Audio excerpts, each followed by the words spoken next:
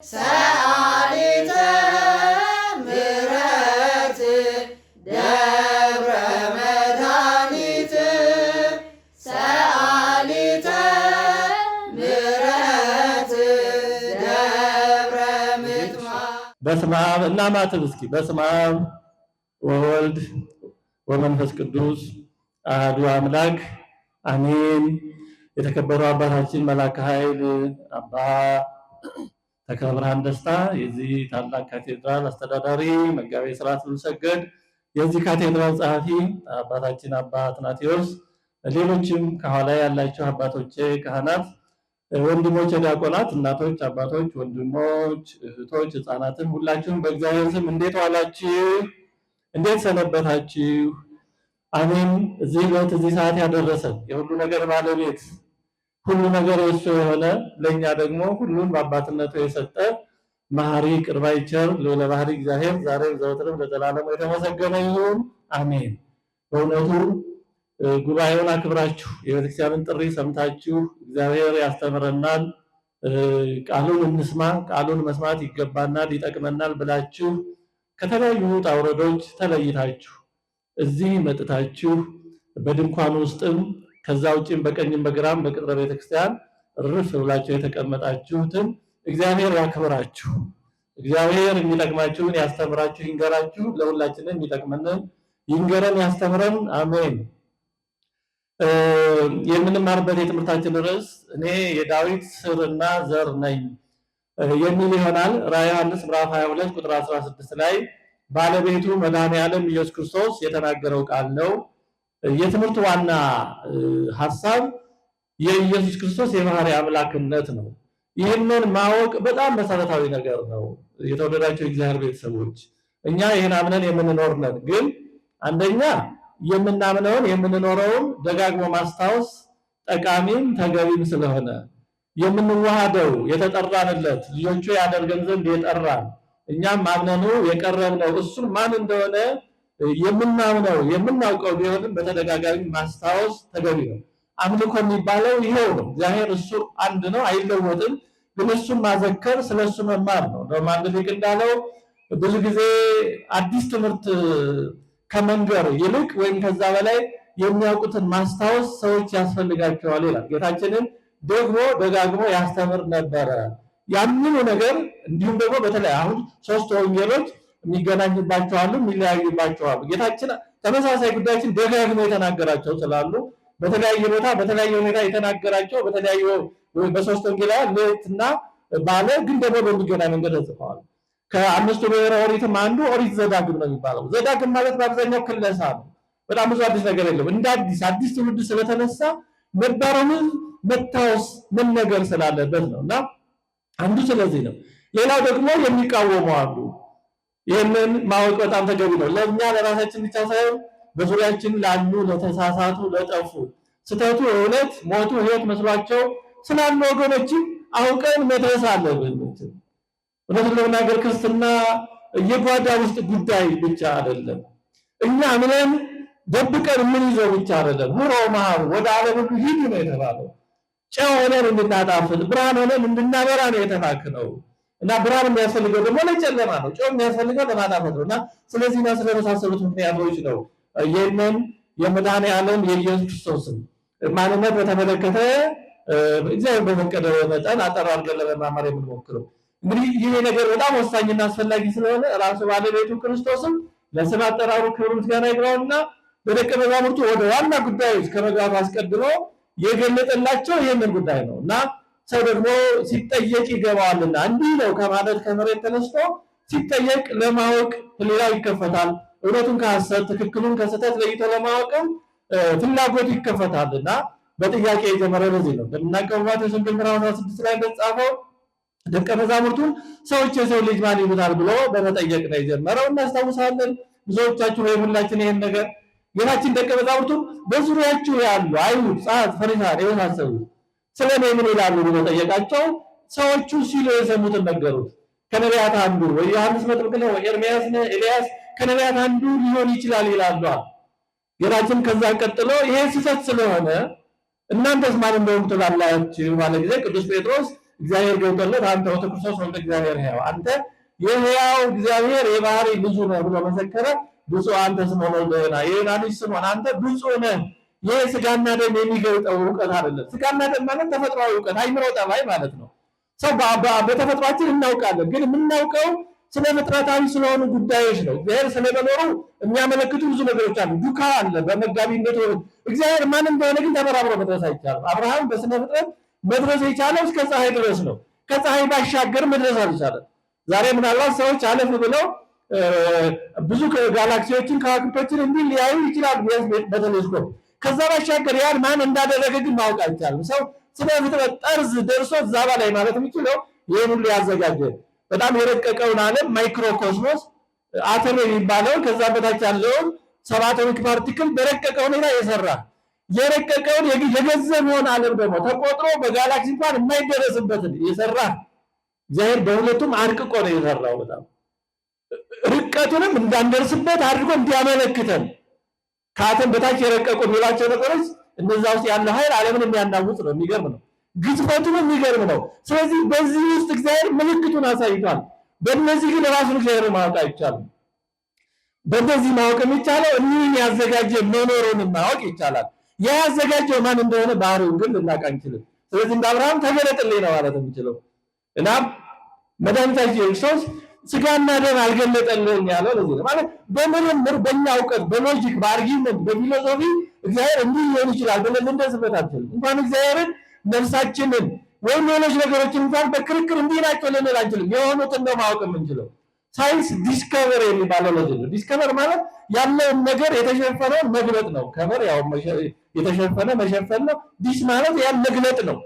ሰው በሳይንሳዊ እውቀት እንኳን ያልነበረ ነገር እንዲሆን ማድረግ አይችልም።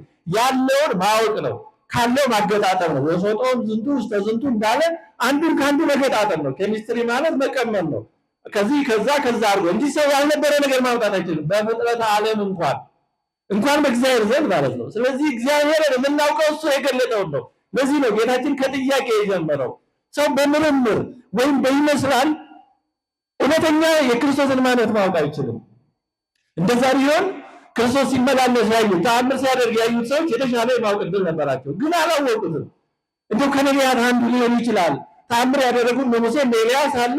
ስለ ሕዝቡ የሚያዝኑ የነበሩ እነ ኤርምያስ አሉ። ልክ እነሱ አንዱ ሊሆን ይችላል አሉ። ሄሮድስ ደግሞ ቢቸግረው ያ ዮሐንስ መጥምቅ እኔ ያስገደልኩት ተነስቶ ሊሆን ይችላል አሉ። በሰብአዊ እውቀት መድረስ የሚቻለው ከዚህ ነው። እግዚአብሔር የገለጠው እውቀት ግን ክርስቶስ የእግዚአብሔር ልጅ ነው የሚል ነው። ስለዚህ ጌታችን ይህንን አጽድቆ ቤተክርስቲያንን በዚህ እውነት አለት ላይ መሰረታለሁ አለ። ይሄ አለት ማለት እውነቱ ነው። አለቱ ጴጥሮስ አይደለም። ጴጥሮስማ ሙቷል። ቤተክርስቲያን መሰረታ ሊሞት አይደለም። ያ ቤተክርስቲያን የተመሰረተችበት አለት ማለት ይሄ የኢየሱስ የባህሪ አምላክነት ማለት ነው። ይሄ እውነት ነው የማይናወጸው። በዚህ አለት ላይ ነው ቤተክርስቲያን የተመሰረተችው። ስለዚህ መሰረታችንን ማወቅ ማስታወስ በጣም ወሳኝ ነገር ነው። የተወደዳችሁ እግዚአብሔር ቤተሰቦች ትምህርተ ኅቡዓት የተባለው የቤተክርስቲያናችን መጽሐፍም ዜማውን ሚስጥሩን በጣም ደስ የሚል ይህን የተመለከተ ሀሳብ አለ። ወመንተዝ ይለው ሞላዊ መፍትሄ እንከ ነገረ ኅቡዓት ከመ ታእምሩ መና ትሳተፉ በቅድሳት ወለመኑ ትገብሩ ተስካሮ በአኮቴት። በቅድሳት የምትሳተፉት ስጋውን ደሙን የምትቀበሉት ማን መሆኑ እሱን ማወቅ ይገባል። እረኛው መምህሩ ይሄን ማሳወቅ ይገባል። ማወቅ ማሳወቅ ይገባል። ወለመኑ ትገብሩ ተስካሮ በአኮቴት በጸሎተ ቅዳሴ የክርስቶስን ሕማሙን ሞቱን ያን ሁሉ የምንኖረው እና ያንን ስጋውን ደሙን የምንቀበለውን ሞተ ተነሳ የምንለውን ማንነቱን ማወቅ ተገቢ ነው። አለዛ የማን ስጋና ደም ነው የምንቀበለው ማን ነው የማወቀው የሚለውን ማወቅ በጣም አስፈላጊ ስለሆነ እንግዲህ እንደምናውቀው በኢየሱስ ማንነት ላይ የሚነሱ ብዙ ጉዳዮች መኖራቸው ይታወቃል። እንደው ይህንን በሶስቱ አብርሃማዊ ሃይማኖቶች በሚባሉ መካከል ያለው ዋና ልዩነት በክርስቶስ ማንነት ላይ የተመሰረተ ነው። እንደሚታወቀው እንግዲህ ሶስቱ አብርሃማዊ የሚባሉት ናቸው አላልኩም። የሚባሉት አብርሃም እንደ አባት ይቀበላል የሚባሉት እስልምና፣ አይሁዳዊነትና ክርስትና ናቸው። እና ዋና ጉዳይ የመሲሁ ማንነት ነው፣ የክርስቶስ ማንነት ነው። አይሁድ መሲሁን አልተቀበሉም። ሙስሊሞች ደግሞ ሌላ ነገር ይላሉ፣ መሲህ ነው ይላሉ፣ ግን አምላክነቱን አይቀበሉም። እኛ የክርስቶስ መሲሁ መጥቷል የባህሪ አምላክ ነው እንላለን። እውነትም ነው። እንግዲህ የኢየሱስ የባህሪ አምላክነት ሲነገር እነዚህ አይሁዶችን ለጊዜው እንተዋቸውና ሌላኛዎቹ ደግሞ ማለት ነው ወይም ሙስሊም ወገኖቻችን የሚያነሱ ጥያቄ አለ። ኢየሱስ እኔ አምላክ ነኝ አምልኩኝ ብሏል በመጽሐፍ ቅዱስ? እስኪ በጥቁርና በነጭ ከራሱ አንደበት የተነገረ አሳይ፣ ካሳያችሁኝ አምናለሁ ይላል። እንዲህ ያለ ጥያቄ ሲጠይቁ መስማት የተለመደ ነው። ግን በሌላ በኩል እኔ አምላክ አይደለሁም ሰው ብቻ ነኝ አታምልኩኝ ብሏል በጥቁርና በነጭ? ይሄንን ካላሳዩን እኛ እንዳለ የማሳየት ግዴታ የለብንም። እኔ አምላክ አይደለሁም አታምልኩኝ ብሏል ብሎ መጠየቅ ያስፈልጋል። መጽሐፈ ምሳሌ ላይ ለሰነፍ እንደ ስንፍና አትመልስለት ይላል። ምክንያቱም ለመረዳት ላልፈለገ ሰው ብታስረዳ ማርም አይጥመውም፣ ውሃም ያንቀዋል። ሰው ካልፈለገ ውሃው ይወፍርበታል፣ ካልፈለገ ማርም ይመርበታል። ሰው ሲፈልግ ነው እንኳን የሚጣፍጠው የመረረውም ጣፍጦት የግድ የሚበላው ሲፈልግ ነው። ረሃብ ነው ምግቡን የሚያጣፍጠው ይባላል እንጂ። ስለዚህ ላልፈለገ ሰው የግድ የኢታሙ ቅዱሳት ለከረራት የተባለው እንደዚህ ነው እና እኔ አምላክ አይደለም ያለበትን አሳዩ ብሎ መጠየቅ ተገቢ ነው መልሶ። እንደገና ከዚህ ጋር ደግሞ በእነሱ ኢየሱስ ክርስቶስ መሲህ አለ መሲህ ይሉታል፣ ኢሳ አለ መሲህ ይሉታል። ግን ልክ እነሱ እኛን እንደሚጠይቁን በቁርአናቸው ኢየሱስ እኔ ከማርያም በድንግልና የተወለድኩ የእርሷ ልጅ ነኝ እኔ አልመሲህ ነኝ ያለበትን ቦታ ከቁርአናቸው አሳዩኝ እስኪ ብሎ መጠየቅም ተገቢ። አለዚያ እንደዚህ ያለ ነገር በጥቁርና በነጭ ካልተጻፈ ስለ ኢየሱስ እነሱ የሚሉት ነገር ትክክል አይደለም ማለት ነው። ያው በጥቁርና በነጭ የተጻፈ አሳዩኝ የሚሉት ነው። ግን እነሱ በመጽሐፋቸው ስለ አምላካቸው የሚያምኑት የማይክዱት ነገር ያን በተመለከተ መጽሐፍ ቅዱስ ምን ይላል፣ ኢየሱስ ስለዛ ምን ይላል የሚለውን ማየት ግን የጋራ ሊያግባባ የሚችል ነው። ምን ማለት ነው? ለምሳሌ በእነሱ መጽሐፍ ስለ አምላክ የተነገሩ ነገሮች አሉ። ምን ተብሏል? ለምሳሌ መጀመሪያና መጨረሻው ማን ስለሆኑ መጽሐፋቸው ቁርአን ማለት ነው ምዕራፍ 17 ቁጥር 3 ላይ እንዲህ ይላል፣ እርሱ አላህ ማለት ነው የመጀመሪያ ነው የመጨረሻው እርሱ ነው። የመጀመሪያው የመጨረሻው አላህ ነው ብለው እነሱም ያምናሉ። ታዲያ ይሄ ኢየሱስ ክርስቶስን በተመለከተ በመጽሐፍ ቅዱስ ምን ተብሏል? ኢየሱስ ክርስቶስ ስለዚህ ምን ብሏል ነው። ዘጸአት ምዕራፍ 3 ቁጥር 13 ከ14 ላይ ይሄ እየተነገረ ነው፣ የሚታወቅ ነው። እግዚአብሔር ለሙሴ ራሱን በገለጠ ጊዜ ያለና የሚኖር ማለት ዘላለማዊ አምላክ ሕያው መሐሪ ያህዌ ብሎ ነው ራሱን የገለጸለት። በትንቢተ ኢሳይያስ ምዕራፍ 44 ምዕራፍ 55 ላይ ምዕራፍ 45 ላይ እግዚአብሔር ደጋግሞ ፊተኛውና ኋለኛው መጀመሪያና መጨረሻው ያለና የሚኖር እኔ ነኝ ብሏል። ስለዚህ ዘላለማዊ አምላክ ፊተኛውና ኋለኛው እግዚአብሔር መሆኑ የታወቀ ነው። ኢየሱስ ክርስቶስ ይህንን በተመለከተ ምን ብለዋል? ጉዳዩ ራእይ ዮሐንስ ምዕራፍ 1 ቁጥር 17 እስከ 18 እንዲህ ይላል፣ ባየሁትም ጊዜ እንደ ሞተ ሰው ሆኜ ከእግሩ በታች ወደቅሁ። ባየሁትም ጊዜ እንደ ሞተ ሰው ሆኜ ከእግሩ በታች ወደቅሁ። ፊተኛውና እሱም አላቸው ሞቼ ነበር ሕያውም ነኝ፣ ከዘላለም እስከ ዘላለም ድረስ ሕያው ነኝ፣ የሲኦልም የሞትና የሲኦል መክፈቻ አለኝ። ፊተኛውና ኋለኛው አልፋና ኦሜጋ እኔ ነኝ አለኝ ይላል። እኔ ነኝ ብሎ ይህንን የተናገረው ማን ነው? ኢየሱስ ክርስቶስ። ስለዚህ ኢየሱስ ክርስቶስ ምን አለ? ፊተኛውና ኋለኛው መጀመሪያና መጨረሻው አልፋና ኦሜጋ እኔ ነኝ አለ። ከእግዚአብሔር በቀር ዘላለማዊ አለ ወይ? የለም። መላእክት ዘላለማውያን አይደሉም? አይደሉም፣ የተፈጠሩ ናቸው። የፍጥረት ሁሉ መጀመሪያ ኦሪት ዘፍጥረት ምዕራፍ 1 ቁጥር 1 ላይ በቀዳሚ ገብረ እግዚአብሔር ሰማየ ወምድረ ተብሎ የተነገረው ነው። ያቺ በመጀመሪያ ናት፣ የፍጥረት ሁሉ አንድ ብሎ የጀመረባት። ከዛ በፊት ከእግዚአብሔር በቀር ማንም የለም። ከዛ በፊት ማን የነበረው? እግዚአብሔር። በምን አይነት ሁኔታ አይታወቅም። ጊዜም የለም፣ ዘመንም የለም፣ ምንም የለም። ከዛ በፊት እግዚአብሔር ብቻ ነው ያለ። ከዛ በፊት ዘላለማዊነት ነው። ጊዜም የመጣ ከፍጥረት በኋላ ነው። ስለዚህ ፊተኛና ኋለኛ መጀመሪያና መጨረሻ እግዚአብሔር ብቻ ነው። ከተፈጠርን ዘንድ ሰዎችና መላእክት ያው ወደፊት ቀጣዮች ነን። ሕይወታችን ዘላለማዊ ነው። መጀመሪያ ግን አለን። ሰዎችም ሆነን መላእክትም ሆነ ሰዎች መጀመሪያ አለን፣ መጀመሪያ የሌለን አይደለንም። መጀመሪያና መጨረሻ የሌለ እግዚአብሔር ብቻ ነው። ይሄን ደግሞ ጌታችን መድኃኒታችን ኢየሱስ ስለ ራሱ ተናግሯል። ፊተኛውና ኋለኛው፣ መጀመሪያውና መጨረሻው፣ አልፋውና ኦሜጋው እኔ ነኝ ብሏል። ስለዚህ በእነሱ ዘላለማዊ አምላክ አንድ ከሆነ ያ ዘላለማዊ ብቸኛ አምላክ ኢየሱስ እኔ ነኝ ብሏል። ሁለተኛ ኃጢአትን ይቅር ማለት የሚችለው ማን ነው? በእነሱም መጽሐፍ ምዕራፍ 3 ቁጥር 135 ላይ ኃጢአትን ይቅር የሚል አላህ ብቻ ነው ይላል።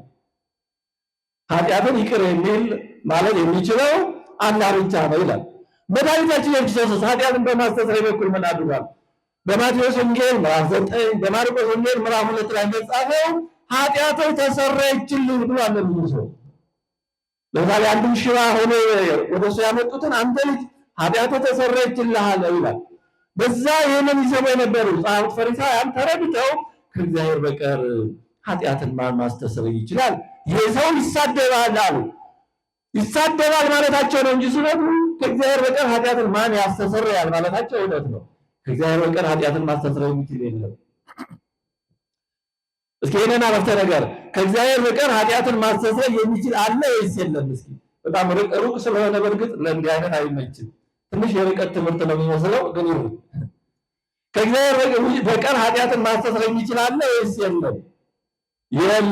ታዲያ ካህናት ኃጢአትን ያስተሰርያሉ። እንዴት አድርገው ነው? አባቶቻችን ኃጢአትን ያስተሰርያሉ። ግን ምን ብለው ነው ኃጢአትን የሚያስተሰርዩ? የማይሰራ ኃጢአት ማን ይፍታ ነው የሚሉት?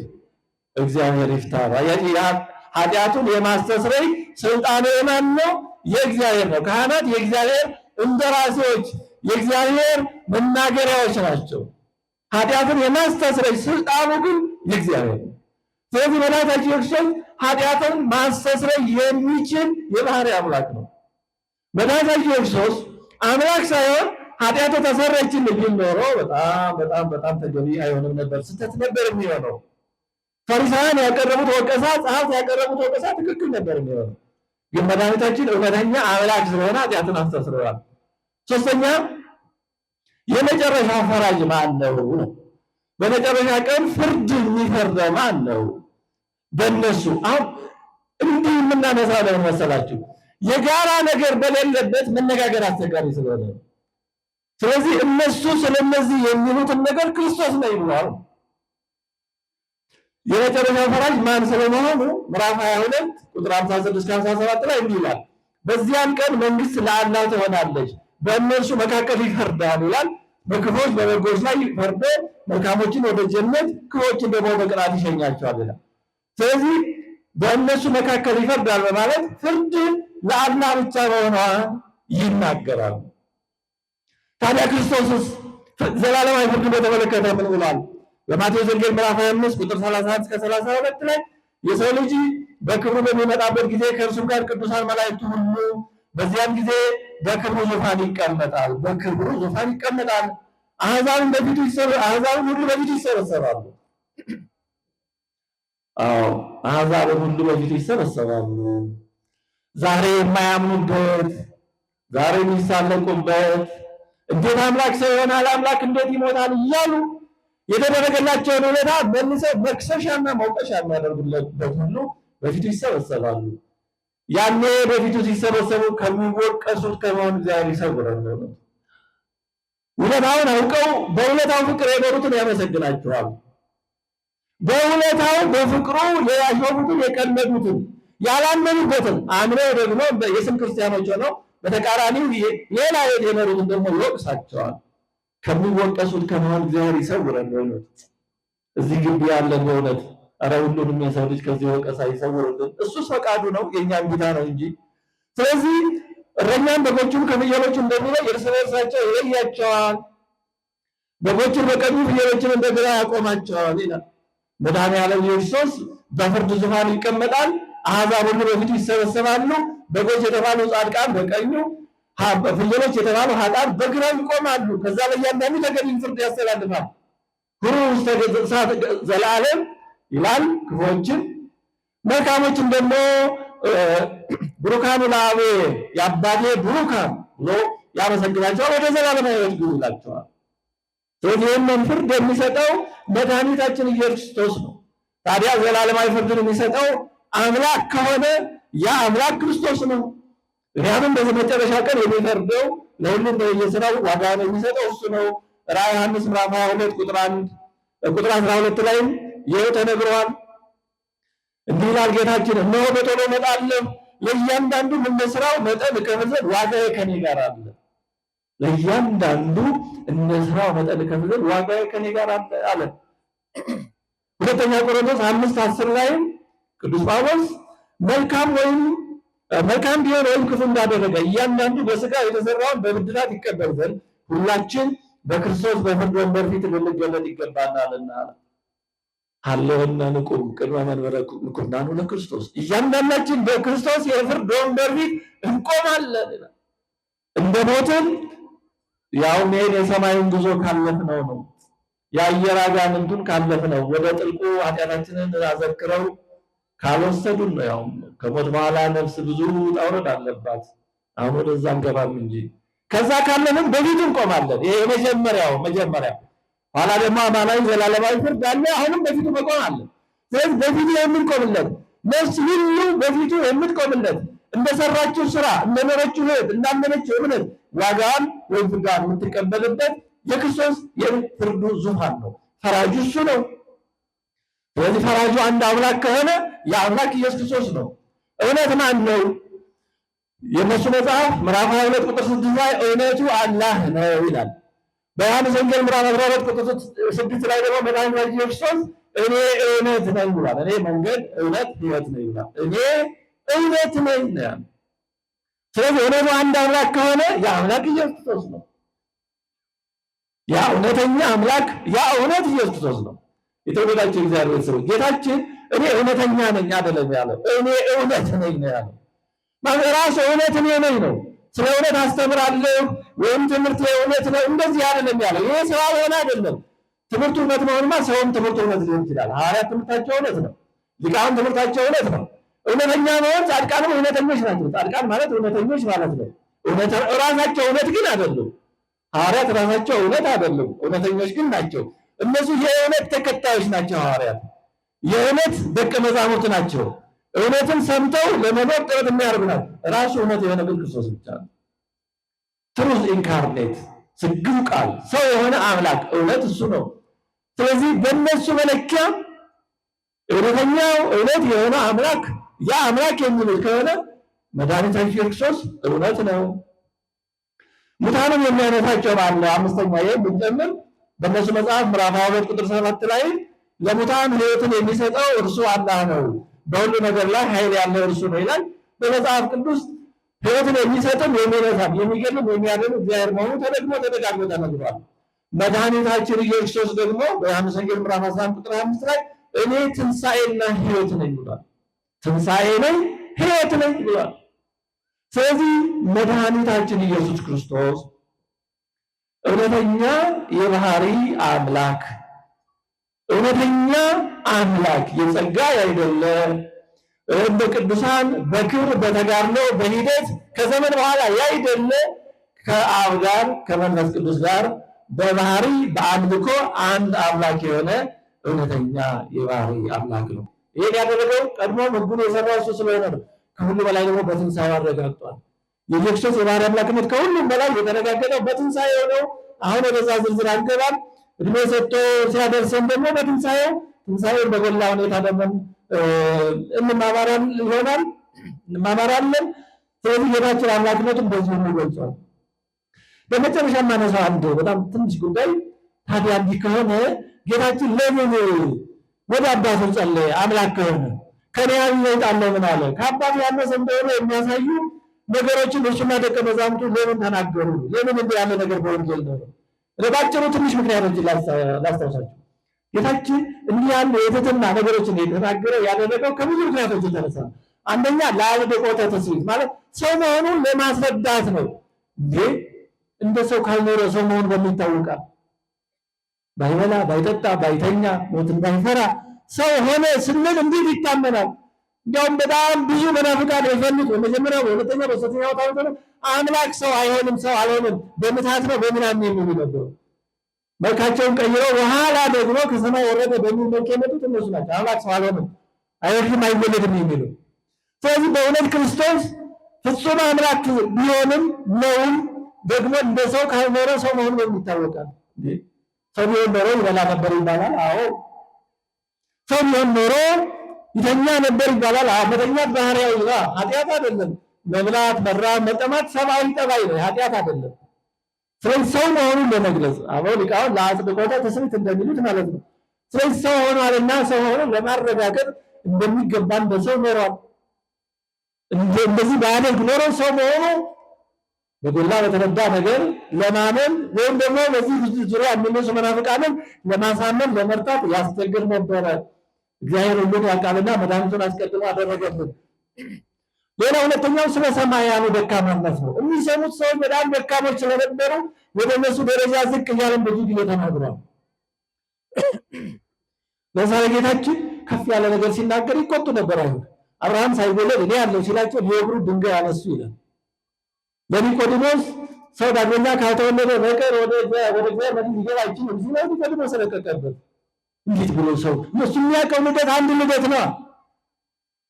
ስጋውና ደሙ ሲያስተምራቸው ጌታችን አይሁድ ምን አሉ? ኧረ የሚያስጨንቅ ንግግር ነው፣ እንዴት ብሎ ነው እያሉ ተጨነቁ። ከፍ ያለ ነገር ሲናገራቸው ይጨነቃሉ። ገና ደካሞች ነበሩ። ዛሬም እንደዚህ አይነት ሰዎች እንኖራለን እስከ ዓለም ፍጻሜ ድረስ። ስለዚህ ጌታችን ወደዛ ደረጃ ዝቅ እያለ የሚያስተምራቸው ትምህርቶች ስላሉ ከዚህ የተነሳ ጌታችን ራሱን ዝቅ አድርጎ ሲናገር ደግሞ ደስ ብላቸው ይሰሙት ነበረ። ለምሳሌ መድኃኒታችን ክርስቶስ ራሱን ዝቅ አድርጎ እኔ ከአባቴ ካየሁት በስተቀር ሌላ ምንም ነገር አላደርግም፣ ከሱ እንዳየው አደርጋለሁ ሲላቸው ብዙ ሰዎች በትምህርቱ አመኑ ይላል። ዝቅ ብሎ በነሱ ደረጃ ሲነግራቸው ብዙ ሰዎች አመኑ። ስለዚህ ጌታችን የመጣው ራሱን ሰዎችን ለማስገረም ለማስደነቅ ማንነቱን እንዲህ በተአምራት በጣም ማንነቱን ገልጦ በቃ አማራጭ አሳጥቶ ለማሳመን አይደለም። ስነ ምግባር ያላቸው ዲሲፕሊን የሆኑ ሰዎች እንዲኖሩ ብቻ አይደለም። ይሄ ለክርስትና በጣም ታች ያለ ደረጃ የእውነት ተፈጥሯዊ የሆነ ሰው ሁሉ ሊያደርገው ይገባል። ጥሩ ሰው መሆንን፣ ስነ ምግባር ያለው ጨዋ ሰውነትን፣ ይህን ተፈጥሯዊ የሆነ ሰው ሁሉ ሊያደርገው ይገባል። ይህን ለመሆን የግድ ክርስቲያን መሆን አይጠይቅም። ክርስትና ግን ከዚህ በላይ ነው። ክርስቲያን የሆነው የእግዚአብሔር ልጆች ለመሆን ነው። ከክርስቶስ ጋር ለመንገስ ነው። ከመአረይነ ሕማመ ንዔሪ ክብረ ምስሌው አለ። በክብር በመከራ ከበሰልነው በክብር እንመስለዋለን አለ። ሁለተኛ ጢሞቴዎስ 2:12 ላይ ቅዱስ ጳውሎስ ከእሱ ጋር ከጸናን አብረን እንነግሳለን አለ። ከክርስቶስ ጋር ለመንገስ ነው ክርስቲያን ሆነን የተጠራ ነው። ጥሪያችን ከፍ ያለ ነው እንጂ ዝም ብሎ የሆነ ጥሩ ስነ ምግባር ያለው ጨዋ ሰው ለመሆን ብቻ አይደለም። ስለዚህ ላተንት አርያኒዝም የተባለ በጣም ስር እየሰደደ ነው። ላተንት አርያኒዝም ማለት አርዮስ ክርስቶስን ያው አምላክ አይደለ የባህሪ አምላክ አይደለም፣ ግን ከፍጡራን ሁሉ ከፍ ያለ አድርጎ ነው የሚያስበው። እንደዚህ የሚያስበው ይሄ የአርዮሳዊነት እርሾ ለዘብ ባለ መንገድ በጣም ብዙ ሰው ተቆጣጥሮታል። ኢየሱስ ክርስቶስ አምላክ ካልሆነ አምላክነቱን ካላመን ምንም ትርጉም የለውም። ምክንያቱም ብዙ ሰዎች ተነስተዋል ስለ ምግባርማ የሚያስተምሩ በየዘመኑ ሊነሱ ይችላሉ። በምድራችን ላይ ብዙ ትልልቅ ፈላስፎች ነበሩ። የተለያየ ስነ ምግባር አስተምረዋል። ስለ ሀገር፣ ስለ ሕዝብ፣ ስለ ዜጋ፣ ስለ አስተዳደር እነ ፕላቶን፣ እነ አሪስቶትል፣ እነ ሶቅራጥስ በጣም ብዙ ሰዎች እነ ኮንፊሽየስ። ያ ሁሉ ግን ወደ እግዚአብሔር የሚያቀርብ አይደለም። የእግዚአብሔር ልጆች እንድንሆን የሚያደርግ አይደለም። ተራ የሆነ የአኗኗር ስልትና ዘዴ የሚናገር ነው። ወደ እግዚአብሔር የሚያወጣ አይደለም። ለምን? ሰዎች ናቸው፣ እነሱም ፍጡራን ናቸው። ሞተው ቀርተዋል። መቃብር ይዟቸዋል። ሞትን ድል አድርጎ የተነሳ ክርስቶስ ሕያው ባህሪ ስለሆነ ነው ሕይወትን የሚሰጠን። የነገረን ነገር ሁሉ ነገር ነው፣ እውነት መሆኑን የተረጋገጠው። የተወደዳቸው እግዚአብሔር ቤተሰቦች መድኃኒታችን ኢየሱስ ክርስቶስ ስለ ራሱ የተናገራቸው ነገሮች እውነት ካልሆኑ ማለት ነው ማለት ነው። ኢየሱስ ክርስቶስ እንደተናገረው እንደምን እንዳለው የባህሪ አምላክ ካልሆነ ክርስትና የሚባል አይኖርም። ወንጌልስ ምን ይሰራል? ወንጌልም ስህተት ነው የሚሆነው። ወንጌል ከማቴዎስ ወንጌል ከመጀመሪያ ጀምሮ የሚናገረው ስለ ኢየሱስ ፍጹም ሰው ፍጹም አምላክነት ነው። ይሄ ነው እንጂ የሆነ ጥሩ መምህር ጥሩ ስነ ምግባር ያስተማረ እንደዚህ ያፍዱ አይደለም። አምላክ ካልሆነ ስጋ ውስጥ ደግሞ ምን ይጠቅመናል? መለኮት የተዋሃደ ነፍስ የተለየው ስለሆነ ሞትን ያሸነፈ ስጋና ደም ስለሆነ ነው ሕይወትን የሚሰጠው። ከዛ ባነሰ ከሆነ ምንም ክርስትና ከመነሻው እስከ መድረሻው ትርጉም አይኖረውም። ለዚህ ነው የኢየሱስ ክርስቶስን የባህሪ አምላክነት በደንብ አድርጎ መማርን መረዳትን መገንዘብ የሚገባው ከዚህ የተነሳ ነው። መሰረት ነው። አባቶቻችን በኒቅያ ጉባኤ ያን ሁሉ ድካም የደከሙት በዚህ ነው። ምክንያቱም የክርስቶስ አምላክ ካልሆነ ድነትም አይኖርም። ያንን ፍጡር ሊያድነው አይችልም።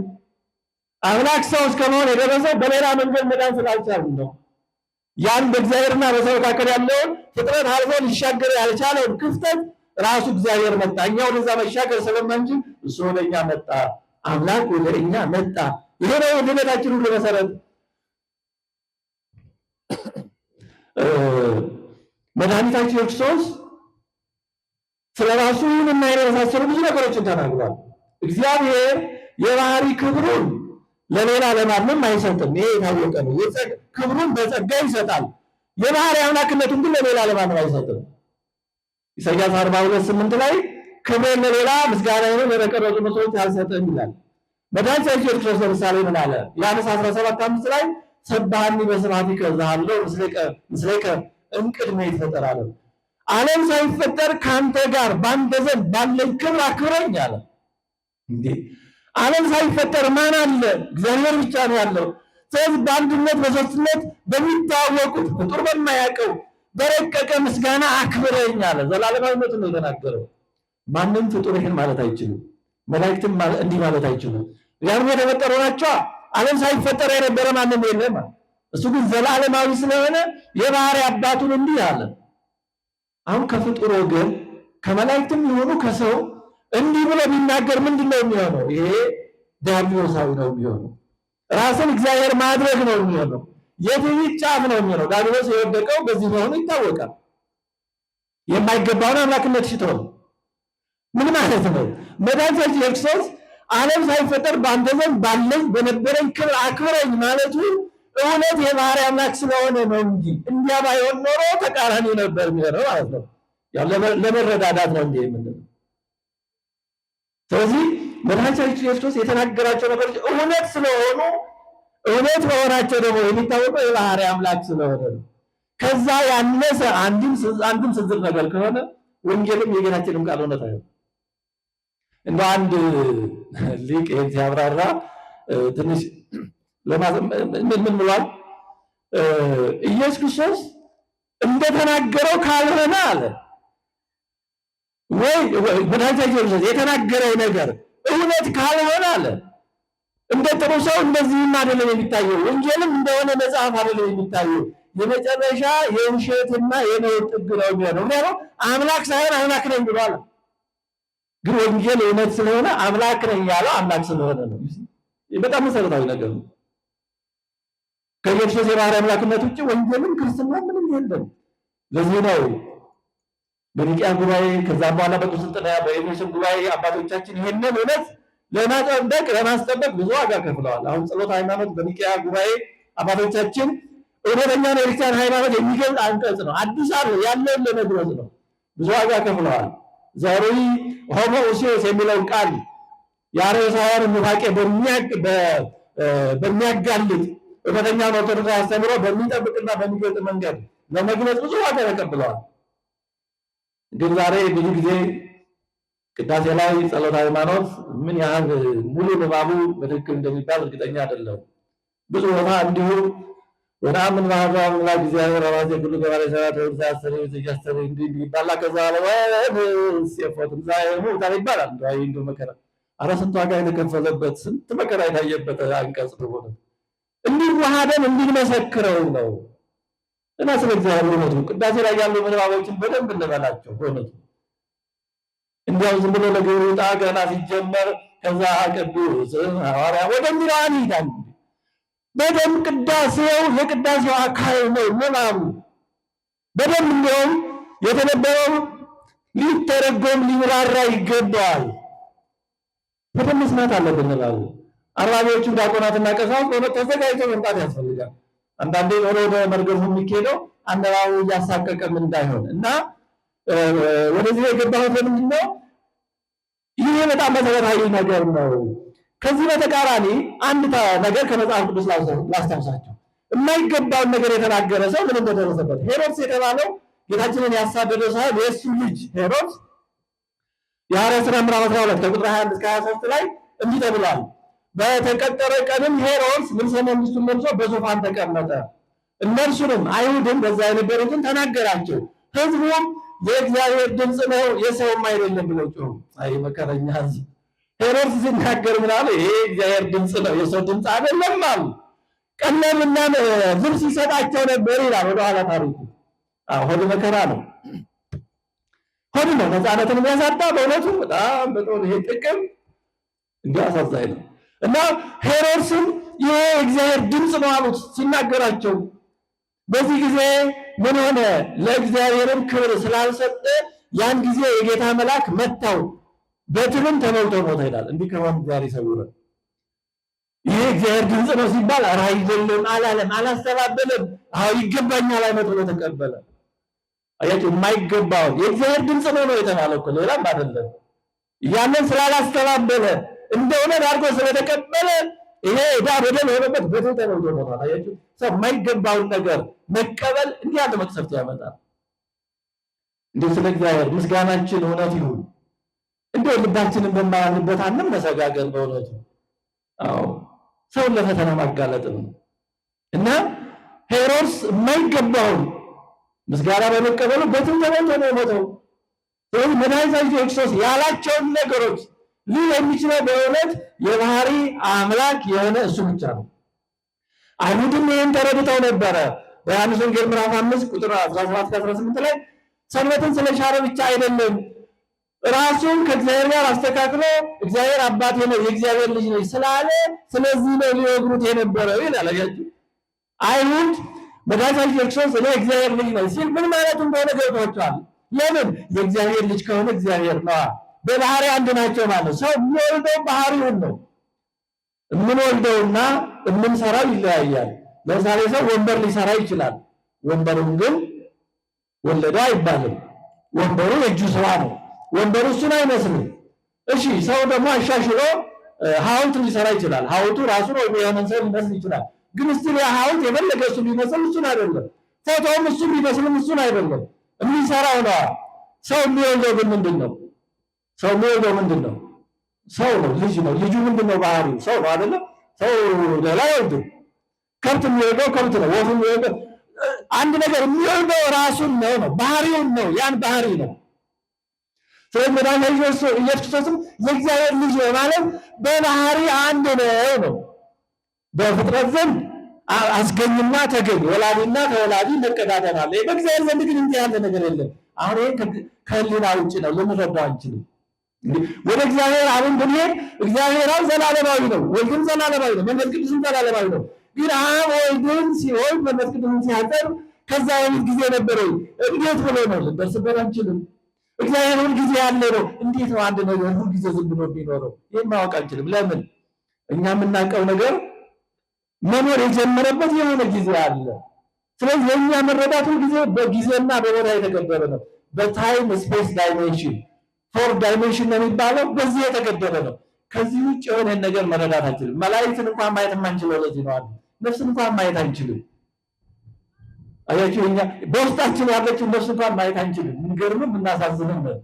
ግን እግዚአብሔር እሱ ባወቀ በብቃት ይገኛል። ስሞትም ደግሞ ያው ነፍስ ትሆናለች። ግን ውስንነታችንን ደግሞ መገንዘብ አለብን። በራሳችን ሆነ የምታወጣ የምታወርደን ነፍስ እንኳን ማየት የማንችል ይችን የፈጠረው እግዚአብሔር እንዴት ማወቅ እንችላለን? እግዚአብሔርን ለማወቅ የመጀመሪያው አለማወቅን ማወቅ ነው።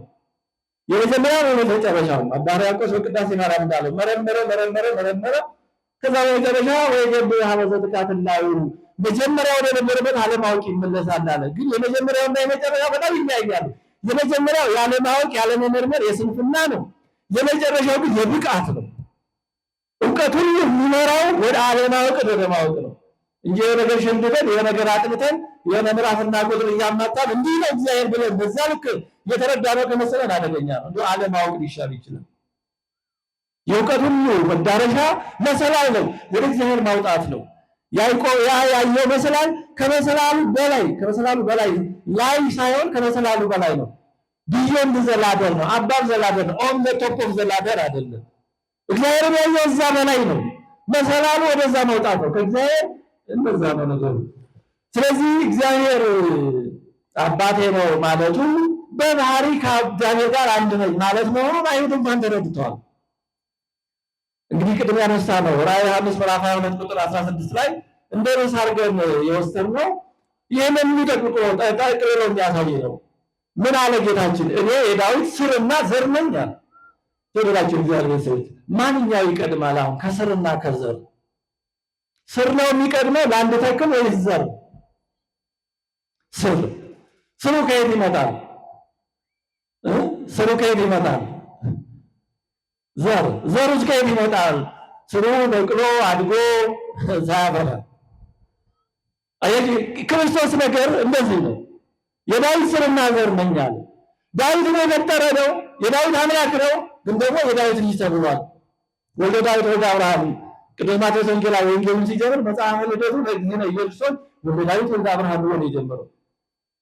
የአብርሃም ልጅ የዳዊት ልጅ የኢየሱስ የትውልድ መጽሐፍ ብሎ ነው የጀመረው። የዳዊት ልጅ የአብርሃም ልጅ ዳዊትን የፈጠረ የዳዊት ልጅ ተብሏል። ክርስቶስ የዳዊት ልጅ ነው እንደ ፍጹም ሰውነቱ ሰው ሆኗልና ወኮነ ሰብአ ከማነ ዘእንበለ ኃጢአት ባሕቲቱ ዘእንበለ ኃጢአት ባሕቲቱ ያለ ኃጢአት በቀር ሰው ሆኗል። እኛ የሆነውን ሁሉ ሆኗል። ፍጹም ሰው ነው። በሰውነቱ እንደኛ ሆኗል። ግን ደግሞ የኛ አምላክ ነው። እኛን የፈጠረ ነው። ዳዊትን የፈጠረ ነው። ይሄ ምስጢር ነው። ይሄን መረዳት ነው በቃ። አዎ በምድር ተመላልሷል። ሰው ሆኗል። የዳዊት ልጅ ተብሏል። የዳዊት ልጅ ሆኗል። ግን ደግሞ ዳዊት ሳይፈጠር ሁሉ ነገር ሳይኖር የነበረ ዘላለማዊ አምላክ ነው። የአብርሃም ልጅ ተብሏል። የአብርሃም ፈጣሪ ነው። ይሄን መረዳት ነው ክርስትና ማለት። ይሄን መረዳት ነው ክርስትና ማለት። አይሁድ ወልደ ዳዊትነቱን ተረዱ፣ አምላክነቱን ግን አልተረዱም። በማቴዎስ ወንጌል ምዕራፍ 22 ላይ ጌታችን ፈሪሳውያን በቀረቡ ጊዜ ጠየቃቸው። የጠየቃቸው የጎደላቸውን ለመሙላት ነው። ከአንድ ክርክር በኋላ ሰዱቃውያንን ካሳፈራቸው በኋላ ሰዱቃውያንና ፈሪሳውያን ጠብ ነበሩ ውስጥ ለውስጥ። ክርስቶስን በማጥቃት አንድ ይሆናሉ፣ እርስ በርስ ግን ሲለያዩ እንደ ውሻ ይናከሳሉ። እና ሰዱቃውያን አሳፍሯቸው ስለነበር በዚህ ደስ ስሏቸው ፈሪሳውያን ወደ እሱ ቀረቡ። ጌታችን አንድ ጥያቄ ጠየቃቸው። ስለ ክርስቶስ ምን ይመስላችኋል? ወልደ እመኑ ውእቱ፣ የማን ልጅ ነው ክርስቶስ መሲሁ አላቸው። መሰረታዊ ጥያቄ ነው። ድነት የተቋጠረው በዚህ ጥያቄ ላይ ነው። መሲሁ ማን ነው? በዚህ ጊዜ ምን ብለው መለሱ? ወልደ ዳዊት ውእቱ፣ መሲሁ የዳዊት ልጅ ነው አሉት። አሁን የመልሳቸው እውነት ነው ሐሰት ነው ወይስ ግማሽ እውነት ነው? አዎ ግማሽ እውነት ነው፣ ጎደሎ ነው። ምክንያቱም ክርስቶስ የዳዊት ልጅ ብቻ አይደለም። ትልቁን ጉዳይ ያለው ከዛ በኋላ ባለው ነው። የዳዊት ልጅማ ሰለሞን፣ አዶንያስ ሞልተዋል፣ ብዙ ነበሩ። የዳዊት ልጅማ የሥጋ ልጅ ማነስ ጠፋ? ትልቁ ምስጢር ያለው ከዛ ባሻገር ያለው ላይ ነው። ከጫፎ ያለው ገመድ እንደተባለው አንድ ሰው ያለው ትዝ አለኝ። ማናቸው አንድ የጻፉት ተረትና ምሳሌ ላይ ወደ ንስሐ አባቱ እየሄደ ሁሌ የሚናዘዘው አባቴ እንደው ገመድ ሰርቅ ያለው እያለ እና ሁሌ ገመድ ነው ሰርቅ ያለው የሚለው እና ገረባቸውና ይህን ያህል ልጅ ገመድ የገመድ ሱስ ምን ያደርግልሃል ምንድን ነው ሲሉ አይ አባቴ እሱማ እንደው ከጫፉ ላይ እኮ ትንሽ በሬ አለ ያለ ይባላል እና የጫፉ ጉዳይ ነው ትልቁ ነገር። አይ እና ከዛ ቀጥሎ ምን አላቸው ጌታችን እንዴ ታዲያ ዳዊት እንዴት ጌታ ጌታዬን በቀኜ ተቀመጥ አለው ብሎ ልጁን እንዴት ጌታ አለው አለ። ጌታ ማለት አምላክ ማለት ነው። ጌታ ጌታዬን ይሎ እግዚእነ እግዚእ መዝሙር 109 ላይ ሁሉ የሚነግሩት እኮ ግን አላስተዋሉትም። እግዚአብሔር ቤተሰቦች የምንሰማውን የምንጸልየውን በጣም ማስተዋል አለብን። በጸሎተ ቅዳሴ ጊዜ ኪዳኑን ተደጋግሞ በእውነቱ አሌሉ አልባኒክኑ በሰማይ ያሉ ልብክኑ የሚባለው በዚህ ነው። እኛ እዛ ቆመን ልባችን ሌላ ቦታ ሊሆን ይችላል። ብዙ ዓመት ቤተክርስቲያን ኖረን ግን አንድም ቀን እንዳልኖረን ልንሆን እንችላለን። በተመላለሰ በዘመን ብዛት አይደለም። አሁን መመላለስ ጥሩ ነው፣ ምንም ጥያቄ የለም። ግን ደግሞ እንድንጠቀም መሆን አለብን። አሁን ፈሪሳውያን ይደግሙታል። ያን እኮ ዛሬም ቢሆን ኢየሩሳሌም ሄዳችሁ ያያችሁ ካላችሁ ይሄ ረበናቱ መምህር ነኝ የሚሉት ፈሪሳውያኑ ራሳቸው ላይ ሆነው ኮፍያ አድርገው እንዲህ እያሉ በዕብራይስጥ ይሉታል። የሚለው ይደግሙታል፣ ግን አላወቁትም። አይድረስም እያነበቡ በእውነት ማዕድ አጠገብ ተቀምጦ መራብ አይድረስም። ማስተዋል ከሌለ ይደርሳል። በቤቱ ሆኖ የሚደርስ ጥፋት በጣም ከባድ ነው። ያ የጠፋው ድሪም የጠፋው ቤት ውስጥ ነው፣ ውጭ አይደለም። ቤት ውስጥ ሆኖ ጠፋ እና እኛም ቤት ውስጥ ሆነን ልንጠፋ እንችላለን። እንደውም ከባድ ነው። ያልጠፋ ልጅ ስለመመለሱ አልተነገረም። እንደውም የጠፉት ሁሉ ተገኝተዋል። ያልጠፋ ልጅ ግን አባቱ ጋር እየኖረ አባቱ ጋር መኖር ምን ማለት እንደሆነ ስላልገባው በቃ ስለመመለሱም አልተነገረም። በእውነቱ ሶስቱ የጠፉት ተመልሰዋል። እና እየቀደስን እያስቀደስን እየሰበክን እየተሰበክን በዚህ ልንጠፋ እንችላለን። እንዲህ ያለው አጠፋፍ ከባድ ነው። አላ ያለ እየመሰለ ወፍራም ውሻ ነው የሚባለው፣ ጠጉራም ውሻ ነው። ጠጉራም ውሻ ያለ እየመሰለ እንደዛ እንዳልሆነ ነው። እና ፈሪሳውያንን አላቸው ታዲያ ዳዊት ልጁ ከሆነ አምላኬ እንዴት ይለዋል አለ። ምክንያቱም ዳዊት ሰለሞንን አምላኬ ይላል አላለም። አንድ አባት ልጁን ጌታዬ አምላኬ ይለዋል አይልም። ልጄ ብሎ አቆላምጦ ሊጠራው ይችላል፣ ግን ማንም ሰው ልጁን አምላኬ አይልም፣ ሊልም አይገባም። ስለዚህ ዳዊት መሲሁ ክርስቶስ ልጁ ብቻ ከሆነ የሱ ዘር ብቻ ከሆነ እንዴት አምላኬ ያለዋል? መልስ አጡ። ጌታችን የጠየቃቸው ይህን ጉድለታቸውን አውቀው እንዲሞሉ ነበር። እነሱ ግን የቀረቡት ለማወቅ ሳይሆን ለማሳጣት ለመክሰስ ስለሆነ አልተጠቀሙም። እግዚአብሔር በእውነቱ እየሰማን እየደገምን እየጸለይን እያስቀደስን እየቀደስን ካለመጠቀም ከመጎዳት ይሰውረን። መድኃኒዓለም በእውነቱ አዎ፣ በጣም ማስተዋል የሚፈልገው ለዚህ ነው። በእውነቱ እግዚአብሔር ምንም እናደርግለት አንችልም። እኛ በጣም ልክ ለእግዚአብሔር የሆነ ውለታ እንደዋልነት አድርገን ማሰብ የለብንም። ምንም እሱ የምናደርግለት ነገር የለ፣ ሁሉ ለእኛ ነው እና ያንን መረዳት አለብን። በዮሐንስ ወንጌል ምዕራፍ 8 ቁጥር 56-59 ላይ እምቅድመ ይልሆነ አብርሃም አለው ከሆነ አብርሃም ሳይወለድ ነው ያለው ይላል። በጣም ተደጋግሞ የተነገረ ነው። ቶማስ ጌታዬ አምላኬ ብሎ ዮሐንስ ወንጌል ምዕራፍ 20 ቁጥር 28-29 ጌታዬ አምላኬ ሲለው አይ ተው አላለም።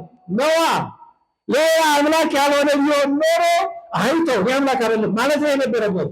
በሐዋርያት ሥራ ምዕራፍ 14 ላይ ቅዱስ ጳውሎስና በርናባስን ካደረጉት ተአምር የተነሳ እነዚህ አማልክት ናቸው፣ አማልክት ተመሰሉ ሰብአዊ መጽሐ ቤነ ብለው አማልክት ሰዎችን መስለው እንደነሱ ልማድ እንደ ግሪኮች አማልክት ልማድ ሚቶሎጂ አማልክት ሰዎችን መስለው ተገለጡ የሚል ተረት ነበራቸው። እንደዛ ሆነው መስሏቸው ሊሰውላቸው ሲሉ ቅዱስ ጳውሎስና በርናባስ ልብሳቸውን ነው የቀደዱት። እኛ የልዑል አምላክ ባሪያዎች አገልጋዮች ነን፣ አማልክት አይደለንም፣ አምላክ አይደለንም ብለው እሪ ብለው እንዳይሰው ነው ያደረጓል። አዎ መድኃኒታችን ኢየሱስ ግን ጌታዬ አምላኬ ሲባል አንተ ስላየህ ነው ያመንከው፣ ሳያዩ ሰምተው የሚያምኑ ግን ብፁዓን ናቸው ነው ያለው። አላስተባበለም። ነዋ በዮሐንስ ወንጌል ምዕራፍ 14 ቁጥር 1 ላይ ጌታችን እመኑ በአብ ያለ በእኔ እመኑ በአባቴ እመኑ። አምላክ ያልሆነ ማንም በእኔ እመኑ ሊል አይችልም። ሐዋርያ በእኔ እመኑ ይላል፣ ሊቅ በእኔ እመኑ ይላል አይልም። በአምላክ እመኑ ነው የሚለው። በማስተምራችሁ በመነግራችሁ በሞተላችሁ በተነሳላችሁ በፈጠራችሁ እመኑ ነው የሚለው። ሌላ በእኔ እመኑ የሚል የለም። እንዲህ የሚል ከሆነ ሐሰተኛ ነው። መድኃኒታችን ኢየሱስ ግን አምላክ ስለሆነ የሚታመን ሊታመንም የሚገባ አምላክ ስለሆነ በእኔ እመኑ አለ። ይሄን ማንም ፍጡር ሌላ አይችልም።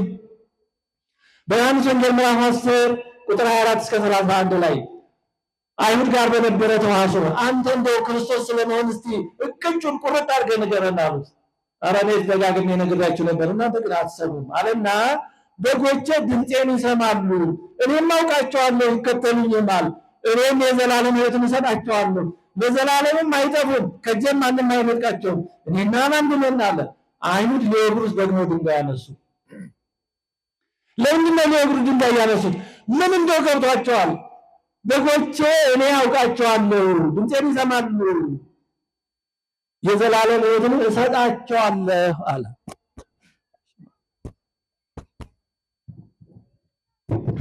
የዘላለም ሕይወትን እሰጣቸዋለሁ አለ። ይሄ በብሉይ ኪዳን ስለ እግዚአብሔር እረኝነት፣ ስለ ሕዝቡ ስለ እግዚአብሔር እረኝነት፣ ስለ ሕዝቡ መንጋነት ተነግሯል። አይሁድ ያን ያውቃሉ። መዝሙር 94 ቁጥር 6-7 ላይ ይሄው ቃል አለ። ኑ እንስገድ፣ ለእርሱም እንገዛ። ኑ እንስገድ፣ ለእርሱም እንገዛ፣ በእርሱ በፈጠረን በእግዚአብሔር ፊት እንንበርከክ፣ እርሱ አምላካችን ነውና እኛ የማሰማሪያው ሕዝብ የእጁን በጎች ነን ተባለ። አይሁድ ይሄንን የብሉይ ኪዳኑን ዳዊት ያውቃሉ። የተማረ ግደለኝ ይባላል አንዳንዴ በዚህ ነው። ስለዚህ ያ የበጎቹ እረኛ በጎቹን የሚያሰማራ ለበጎቹ የዘላለም ሕይወትን የሚሰጥ በጎቹን የፈጠረ ማን እንደሆነ ያውቃል፣ እግዚአብሔር እንደሆነ። አሁን ጌታችን እኔ ያ ነኝ እያላቸው እኔ ያ የበጎቹ ባለቤት የበጎቹ እረኛ ነኝ፣ ለበጎቹም የዘላለም ሕይወት እሰጣቸዋለሁ አለ። አንተ እንዴት ራስህን እንዲህ ያለ አምላክ ነህ ትላለህ ብለው ነው ለእግሩ ድንጋይ ያነሱት። ሀሳቡ ገብቷቸዋል። ያም የዘላለም ሕይወትን መስጠት ከእግዚአብሔር ውጭ ማንም አይችልም። እኔ የዘላለም ሕይወት እሰጣቸዋለሁ የሚል ሐዋርያ አለ፣ የሚል ጻድቅ አለ፣ የሚል ሰማዕት አለ? በጭራሽ የለም። እንዴ የማክደት ነው። የዘላለም ሕይወትን እሰጣቸዋለሁ ያለ ራሱ ሕይወት የሆነ የባህሪ አምላክ ስለሆነ ብቻ ነው። እንዲህ ስለሆነ ብቻ ነው። ኢሳይያስ 45 ቁጥር 23 ላይ እግዚአብሔር እንዲህ ይላል፣ ጉልበት ሁሉ ለእኔ ይንበረከካል አለ። ጉልበት ሁሉ ለእኔ ይንበረከካል አለ እግዚአብሔር። በአዲስ ኪዳን ደግሞ ፊልጵስዩስ 2:6-10 ላይ በሰማይና በምድር ከምድርም በታች ያሉት ሁሉ በኢየሱስ ስም ይንበረከኩ ዘንድ። በብሉይ ኪዳን ጉልበት ሁሉ ለእኔ ይንበረከካል ያለው አምላክ በአዲስ ኪዳን ደግሞ በሰማይ በምድር ከምድርም በታች ያለው ምላስ ሁሉ ለኢየሱስ ክርስቶስ ይንበረከካል። ስለዚህ ጉልበት ሁሉ የሚንበረከኩለት የእውነተኛ የባህሪ አምላክ ስለሆነ ከአምላክ ውጭ ለሌላ የባህሪ አምልኮ ስግደት አይፈጸምም። ለቅዱሳን የምናደርገው የአክብሮት የፍቅር የጸጋ ነው። የታወቀ ነው። ትምህርታችን ወደ ማጠቃለሉ እየወጣን ነው። በዮሐንስ ወንጌል ምዕራፍ 18 ከቁጥር 4-16 ላይ ደግሞ አይሁድ ሊይዙት በመጡ ጊዜ ጌታችን ማንን ትፈልጋላችሁ አላቸው። የናዝሬቱን ኢየሱስን ለምን ፈልገው ሲሉት እኔ ነኝ አላቸው። እኔ ነኝ ሲላቸው ምን ተፈጠረ ይላል? ሁሉም በግንባራቸው መሬት ላይ ወደ ኋላቸው ወደቁ ይላል። አዎ የእግዚአብሔር ጠላቶች ወደ ኋላ ነው የሚወድቁት ይላል። አንድ ሊቄን ሲያብራራ ለይሁድር የሆኑ የታፈሩ ፈፋደ ፍጡን እንዳለው የእግዚአብሔር ጠላቶች ወደ ኋላ ነው የሚወድቁት። በኋላ የሚወድቅበትን ስለማያይ ይጎዳል። የእግዚአብሔር ወዳጆች አገልጋዮች ደግሞ ቢወድቁ እንኳን ወደፊታቸው ነው የሚወድቁት። በደብረ ታቦር 3 ሐዋርያት የወደቁት በፊታቸው ነው። በፊታቸው ወደቁ ይላል። እያዩ ነው የሚወድቁት። ሰው ከእግዚአብሔር ጋር ሆኖ ቢወድቅ እንኳን የሚማርበት ወደፊት የሚሄድበት የሚያድግበት ነው ይማራል። ቅዱስ ጴጥሮስ ከድቀቱ ተምሯል። ይሁዳ ግን ከድቀቱ አልተማረም። ሰው ከእግዚአብሔር ጋር ሆኖ ቢወድቅ እንኳን ይጠቀም፣ ወደፊት ነው የሚወድቀው። ያድጋል፣ ወደፊት ይራመዳል፣ ይማራል። የእግዚአብሔር ጠላቶች ደግሞ ወደ ኋላ ነው የሚወድቁት።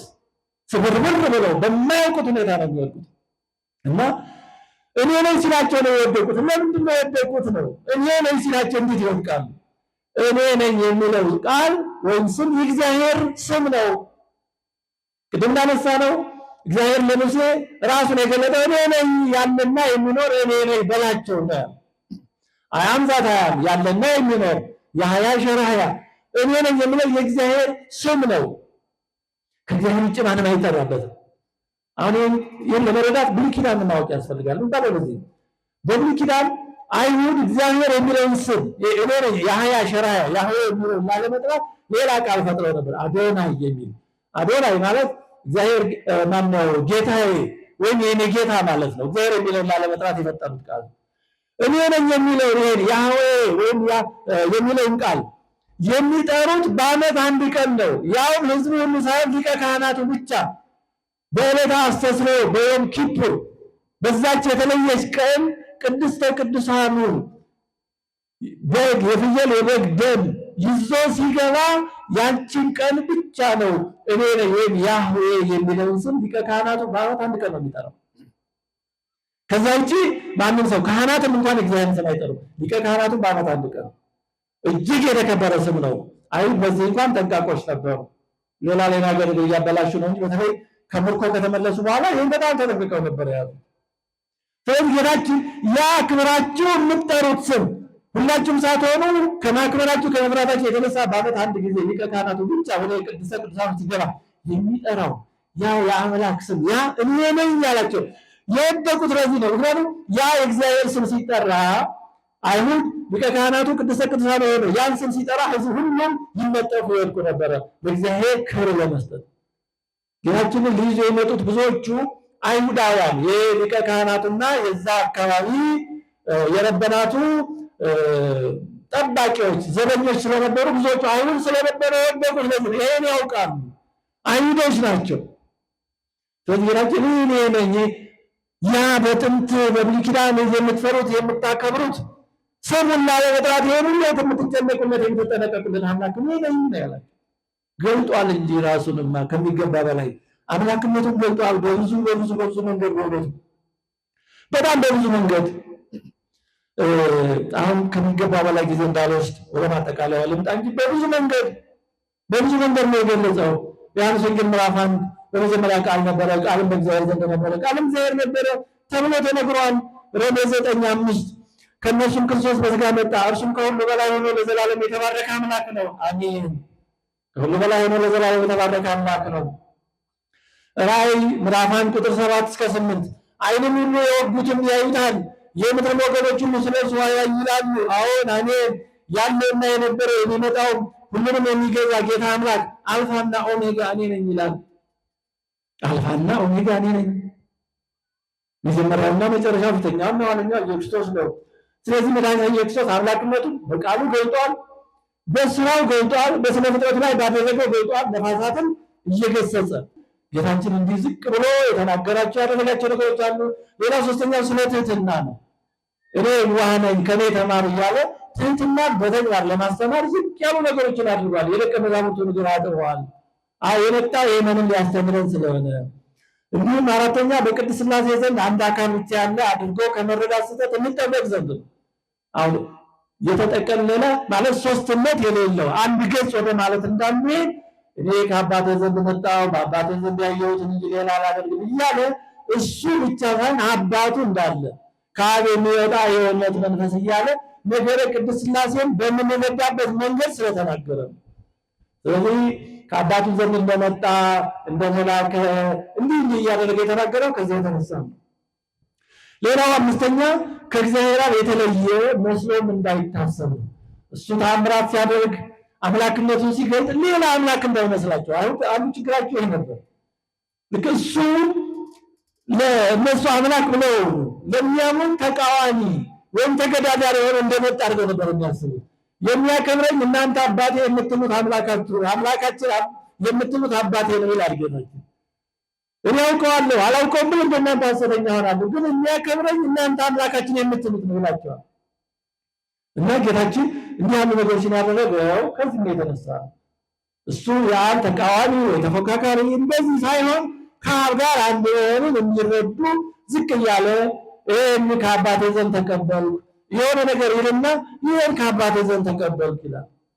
ከዚህ የተነሳ እንዲህ ባሉ ነገሮችን ዝቅ ባሉ በትህትና ነገሮችን ጌታችን ተናግሯል። ባህርያዊ አንድነቱን ለመግለጽም ነው። አንድ ስለሆነ ጌታችን ከአብ ጋርም እንዲህ ያሉ ነገሮችን ተናግሯል። ለምሳሌ ጌታችን ምን አለ? በዮሐንስ ወንጌል ምዕራፍ 5 ቁጥር 19-20 ወልድ ከራሱ ሊያደርግ ምንም አይችልም፣ ያ የሚያደርገውን ሁሉ ወልድ ደግሞ ይህን ያደርጋልና ይላል። ይህን አንስተን እንጨርሳለን ትምህርታችን። ወልድ ከራሱ ምንም ሊያደርግ አይችልም ማለት ምን ማለት ነው? ይህንን አንዳንዶች እንደ ድካም አድርገው ይወስዱታል። በጣም ስህተት ነው። አለመቻል ብዙ ትርጉም አለው። ለምሳሌ አለመቻል አቅም ከማጣት የሚመጣ አለመቻል አለ። ብዙ ሰው የሚያውቀው ሕፃን ልጅ ሊሮጥ አይችልም ብንል አያውቅም ነው። አጥንቶት እግሩ ለመሮጥ አይችልም። ይሄ አቅም ጉዳይ ነው። አጠቃላይ እውነታ ደግሞ አለ። ለምሳሌ በከፍታ ላይ ያለች ተራራ ልትሰወር አይቻልም። ይህ ተራራ ድክመት አይደለም፣ ከፍ ብላ ስለተሰራች አትሰወርም ነው። ሌላ የበለጠ ተራራ ካለ ደግሞ ሊሰውራት ይችላል። ግን ያቺ ተራራ ከፍ ያለች ከሆነች አትሰወርም። ይሄ የተራራው ድክመት ሳይሆን ጠባይ ነው። ሌላው አለመቻል ደግሞ ከፈቃድ ተቃራኒ የሆነ ነገርን ማድረግ አለመቻል ነው። ለምሳሌ መልካም ሰው ክፉ ማድረግ አይችልም። ይሄ ድካም አይደለም። መልካም ዛፍ ክፉ ፍሬ ሊያፈራ አይችልም። ይሄ ባህሪያዊ ነገር ነው። ይሄ የመልካሙ ዛፍ ድካም አይደለም። መልካሙ ዛፍ ክፉ ፍሬ ማፍራት ያልቻለው ደካማ ስለሆነ አይደለም፣ ባህሪው ክፉ ማድረግን ስለማይፈቅድለት ነው። ይሄ ደግነት ነው ማለት ነው። ፈጽሞ የማይቻል ኢሎጂካል የሆነ ነገርንም ያመለክታል።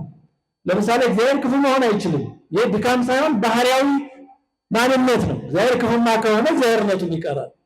እግዚአብሔር ብርሃን ነው፣ ጨለማ በሱ ዘንድ የለም። ጨለማ ከሆነ ብርሃንነቱ ይቀራል። ስለዚህ ባህሪያዊ ማንነት ነው። 2 እና 2 4 ነው። 10ም 20ም 30ም ሊሆን አይችልም። ይሄ ኢሎጂካል ስለሆነ ስለዚህ መድኃኒታችን ክርስቶስ እኔ ወልድ ከአብ ያየው አብ ሲያደርግ ያየው ነው እንጂ ሌላ ነገር ማድረግ አይችልም ማለት የኔና የአብ ፈቃዳችን አንድ ነው። እሱ የሚያደርገው እኔ የማደርገው ነው፣ እኔ የማደርገው እሱ የሚያደርገው ነው። እሱም ከኔ ውጭ እኔም ከሱ ውጭ የምናደርገው የለም ማለት ነው። ባህርያዊ አንድነቱን የፈቃድ አንድነቱን የሚገልጽ ነው። መድኃኒታችን ክርስቶስ አምላክ ወልደ አምላክ እውነተኛ የባህሪ አምላክ ነውና ይህንን አምነን በሱ ሕይወትነት ተጠብቀን እስከ መጨረሻው ቅጣ ጸንተን በሱ አምነው በሱ ሕይወት ኖረው እስከ መጨረሻው የጸኑ ቅዱሳን የሚወርሱትን ጸጋ ክብር እንዲያወርሰን ቅዱስ ፈቃዱ ይሁንልን። አሜን። ስብሐት ለእግዚአብሔር።